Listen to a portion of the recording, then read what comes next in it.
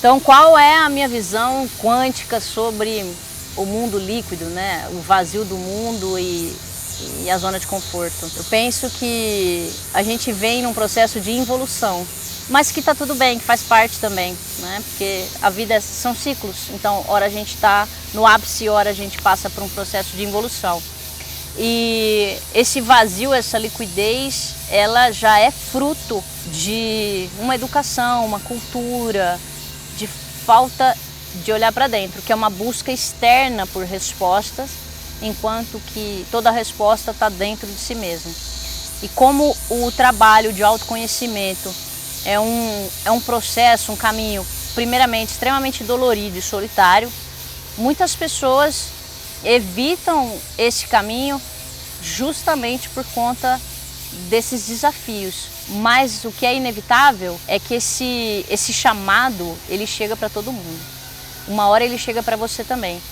Ele chega ou com consciência, ou no final da vida, ou no momento de doença inesperada, mas o chamado para você olhar para dentro, ele vai acontecer mais cedo ou mais tarde na sua vida. E as pessoas que atendem esse chamado e compreendem qual é a necessidade de olhar para dentro e de se conhecer, elas inevitavelmente vão se transformar.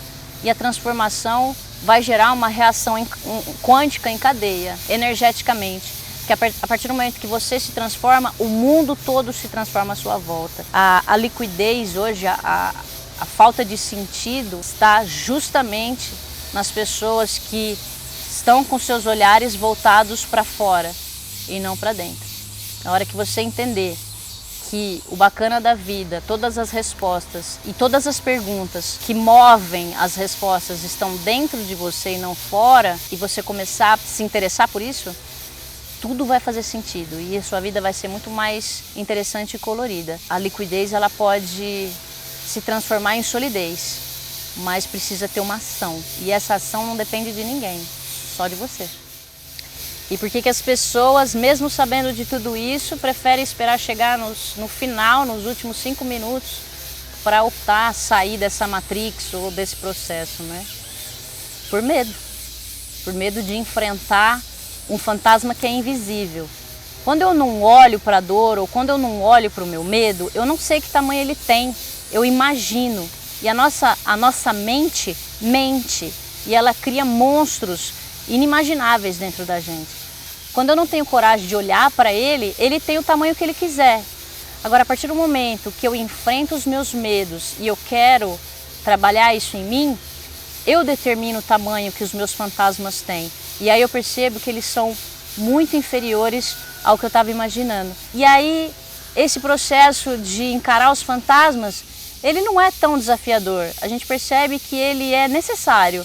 Ele dá trabalho, ele toma tempo, ele demanda uma energia, mas ele é extremamente saudável e positivo. Porque as consequências desse encarar os seus fantasmas são as melhores possíveis. Os resultados da sua vida são transmutar as dificuldades em ressignificar essas dificuldades em potencialidades, né? Em possibilidades de aprendizado.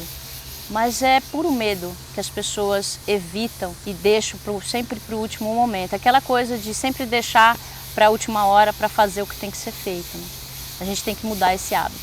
Se a gente aprende com os erros, por que a gente tem medo de errar? Essa é uma pergunta sensacional. A gente tem medo de errar porque a gente tem medo de ser julgado. A gente se preocupa muito com o outro, o que o outro vai pensar da gente. É uma necessidade de aceitação. E isso está atrelado à falta de amor próprio. Então, quando eu não amo a mim mesmo, com toda a minha força da minha criação, sempre tem uma insegurança. E essa falta de amor próprio me gera uma carência, uma necessidade de ser aceita, uma necessidade de estar correta, uma necessidade de não ser julgada. E aí eu vivo em função dos outros, do que eles vão pensar, do que eles vão achar, se é certo, se é errado, mas eu me desconecto da minha própria intuição. E quando eu me desconecto da minha intuição, eu me desconectei da minha essência. E aí então a vida começa aos pouquinhos se esvair e perder o sentido. E aí é como se fosse um tratamento homeopático.